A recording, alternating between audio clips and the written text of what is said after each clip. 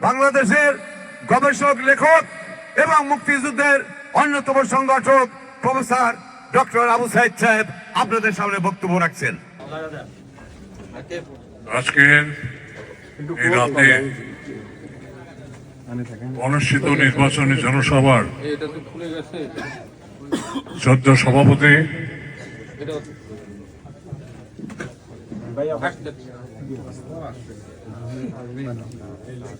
ধানের শীষ প্রতীক নিয়ে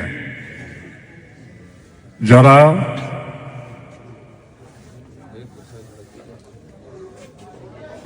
পিভি শামসুর রহমানকে ইতিমধ্যেই অভিনন্দিত করেছেন, তাদের সকলকে আমি ধন্যবাদ জানাচ্ছি।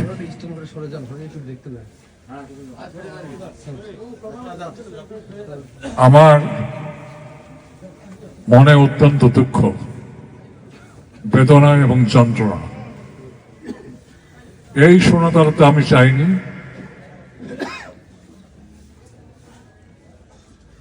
এই সোনাতারাতে আমি আমার স্বপ্ন সাধনাদের ভিতর ছিল না। আমি যখন পিঠেওয়ালা ব্রিজের নিচে উপরে দাঁড়িয়ে দেখতাম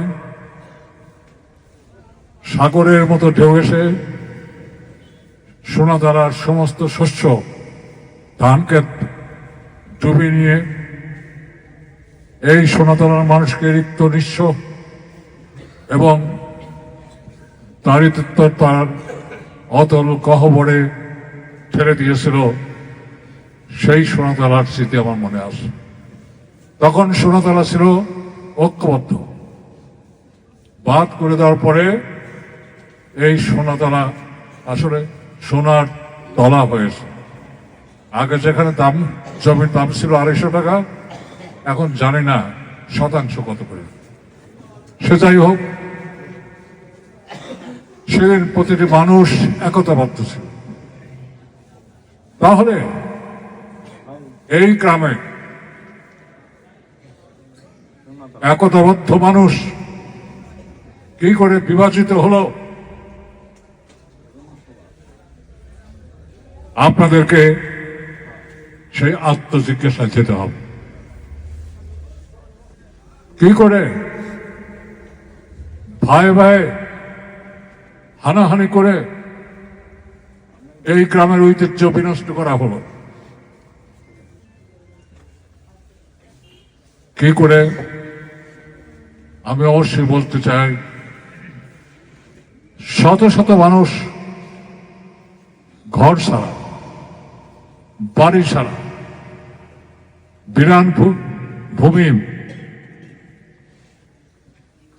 সংসারের সবকিছু ফেলে দিয়ে তারা প্রাণের ভয়ে অন্যত্র দিন যাপন করেছে। কেন? শুধুমাত্র যারা স্বার্থবাদী, যারা বড় ধন লোভী, সেই কোটি কয়েক মানুষের জন্য আজ সোনাতলার সুনাম, ঐতিহ্য এবং সৌহার্দ্য সবকিছু বিনষ্ট হয়েছে। এদেরকে আপনারা চেনেন, জানেন। তাদেরকে আমি বলতে চাই, আমরা প্রতিহিংসার রাজনীতি করি না, আমরা ভালোবাসার রাজনীতি করি।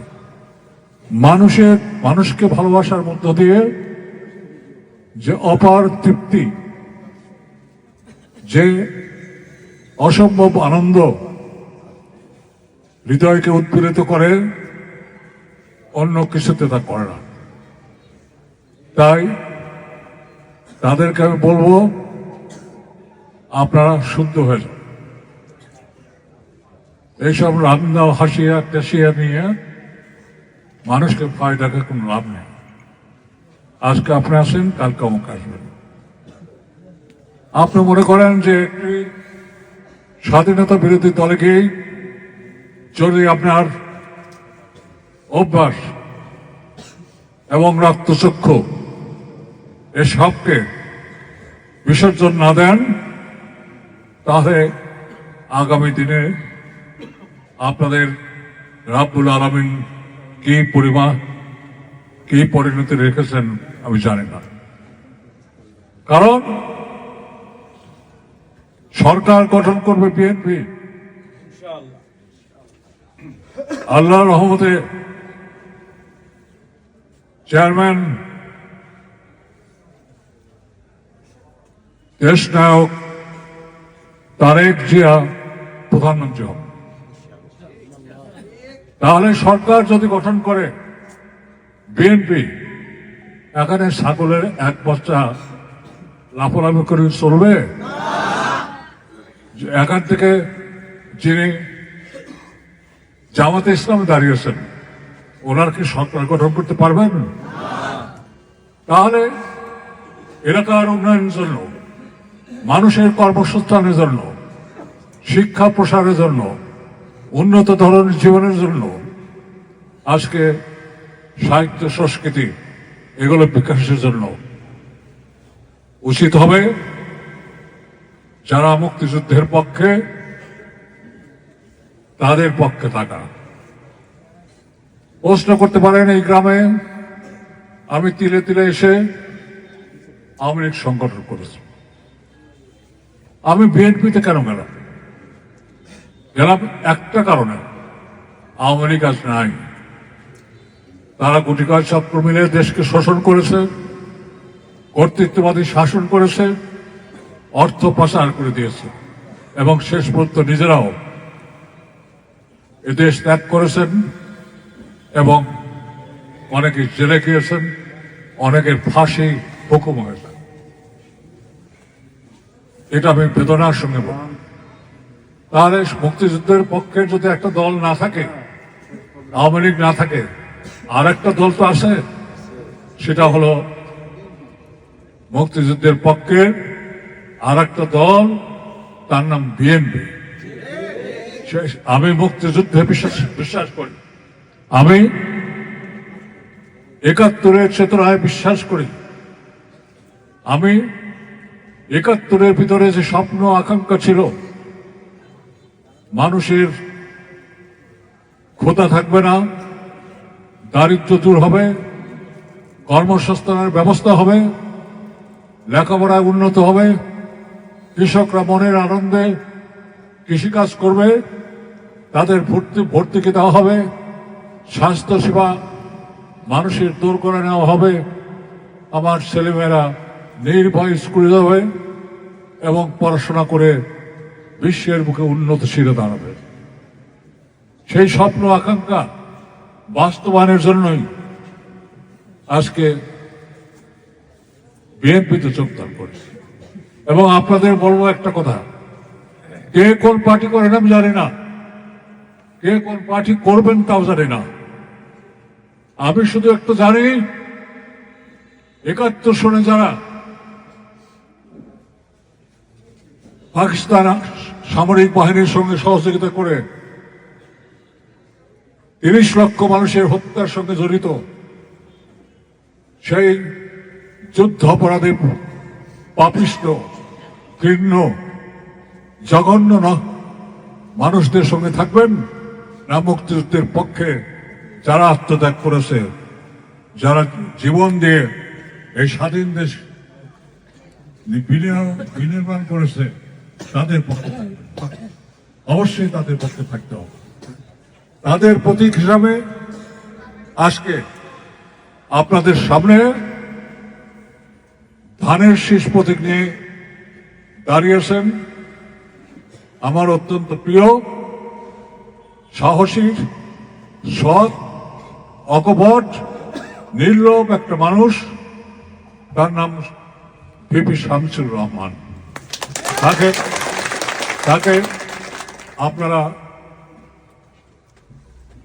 ভোট দিয়ে 12 তারিখে ভোট দিয়ে অবশ্যই জয়যুক্ত করবেন। আর যারা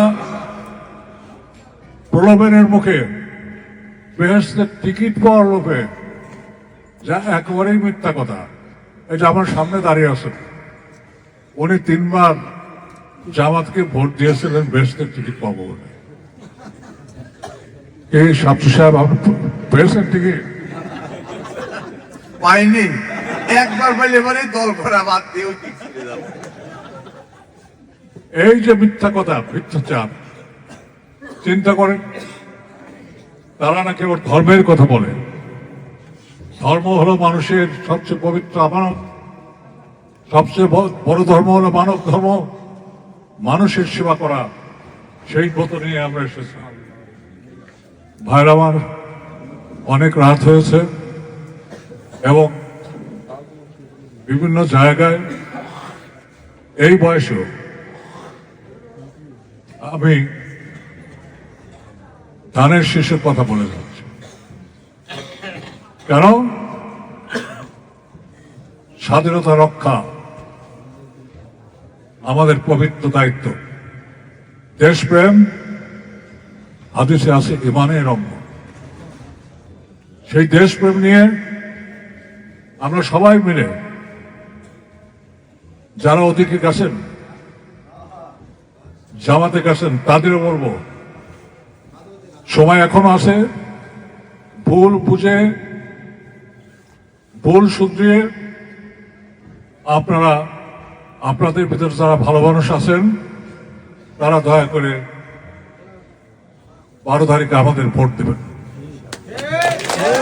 শুধু তাই নয়, যারা হিন্দু ভাইরা আছেন তাদেরকে বলবো, এদেশের নাগরিক আপনারা, সমান অধিকার।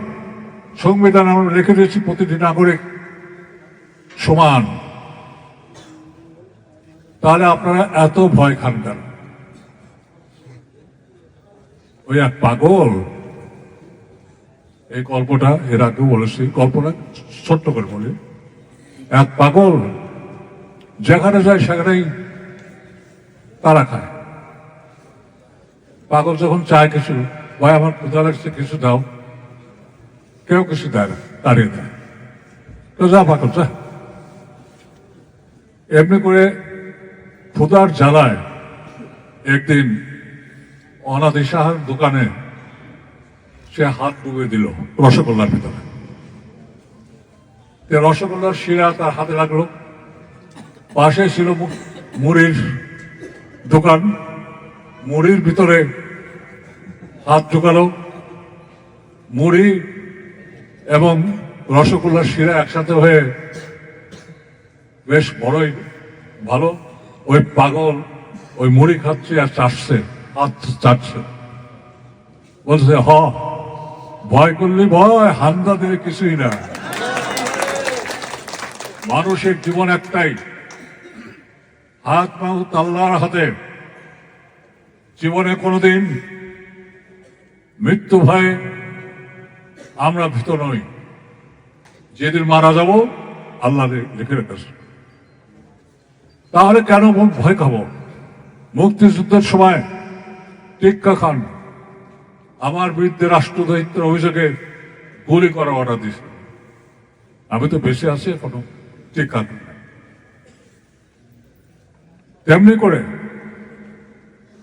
আপনারা সবাই মিলে আগামীকাল সব লোক, আমার খারাপ লেগেছে এ মাত্র এত কয়েকটা লোক। যখন হাই স্কুলে এখানে হয়, আমার সুরে মাস্টার সাহেব ছিলেন, মাঠ ভরে যেত। আমার মৃত সাহেব ছিলেন, মতিন ভাই ছিলেন, মাঠ ভরে যেত। আমি তাদের আত্মার বিদায় কামনা করি। আর একজন আমাদের খুবই আদরের ছিল প্রতীক, গত বছর হয়তো মারা গেছে। সে যাই হোক, আপনারা এই এলাকার মানুষ, আমরা দেখাতে চাই, আমরা দেখতে চাই নির্ভয়ে, অকুতভয় হয়ে, উন্নত শিরে হয়ে, বজ্র করতে স্লোগান দিয়ে কালকে আপনারা আমাদের যে জনসভা সাথিয়াতে আছে সেখানে আপনারা উপস্থিত হবেন এবং গগন বিদারী স্লোগান দিয়ে ধানের শীষের কথা বলে আপনারা আকাশ বাতাস প্রকম্পিত করবেন, এটা আপনাদের চাওয়া। আপনার চান তো? হাত তুলে দেখান চান কিনা? তাহলে আমার সাথে প্রতিজ্ঞা করতে হবে, বলুন তো। মহান আল্লাহর নামে প্রতিজ্ঞা করছি, মহান আল্লাহর নামে প্রতিজ্ঞা করছি, মহান আল্লাহর নামে প্রতিজ্ঞা করছি, আগামী নির্বাচনে আমরা ধানের শীষে ভোট দিয়ে একটি সুখী সমৃদ্ধ অসাম্প্রদায়িক গণতান্ত্রিক বাংলাদেশ গড়ে তুলব, যেখানে সকল মানুষের সমান অধিকার থাকবে এবং প্রতিটি মানুষের কর্মসংস্থানের ব্যবস্থা হবে। অনেক ধন্যবাদ। আপনারা কালকে বীর বেশে যাবেন। সোনাতলার মানুষ কোনোদিন পিছিয়ে পড়ে থাকার লোক না। আমাদের এই এলাকায় ভালো ফুটবল খেলতেন কে বলেন তো? তার নাম জানেন? ভুলে গেছে। মনি ভাই, মনি ভাইয়ের নাম মনে আছে কারো? এই গ্রাম থেকে অনেক শিক্ষিত, অনেক ক্রীড়াবিদ, অনেক সঙ্গীতজ্ঞ সৃষ্টি হয়েছে। আগামী দিনে সেই স্বপ্ন দেখে আপনাদেরকে অভিনন্দন জানিয়ে আমার বক্তব্য শেষ করছি। আল্লাহ আপনাদের মঙ্গল করুক, বাংলাদেশ অমর হোক। ধন্যবাদ।